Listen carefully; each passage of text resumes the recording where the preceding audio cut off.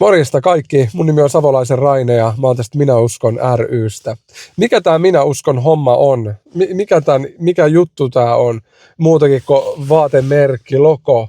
Tää on ennen kaikkea näkyä, ennen kaikkea unelma siitä, että jokainen Suomen uskova kristitty Jeesuksen seuraaja uskaltaisi arjessa kertoa rohkeasti, ketä he seuraa, että he on uskossa.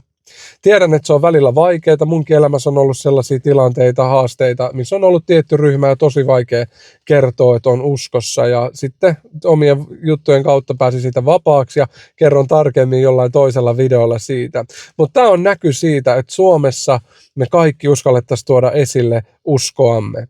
Ja tiedetään, että yksin se on vaikeaa, mutta entäs me tehtäisiin se yhdessä? Kaikki uskovat yhdessä kerran, yhtenä päivänä vähintään vuodessa. Ja me ollaan valittu 33. uskon päivä maaliskuussa, että silloin kaikki Suomen uskovat Helsingistä Lappiin tunnusta rohkeasti, että ketä he seuraa pukeutumalla johonkin asusteeseen, mistä selviää, että sä oot uskossa. Sen ei tarvitse välttämättä meiltä olla hankittu, mutta on suotavaa, koska meidän tuotto menee hyvään tarkoitukseen.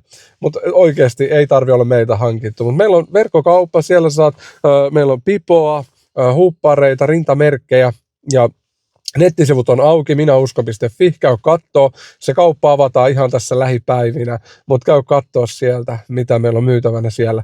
Mutta ennen kaikkea jaa tätä videoa, rohkaise kaverit mukaan, että siihen, että hei, uskon päivänä haastetaan toinen toisiamme ja itsemme, että silloin pukeudutaan uskoon.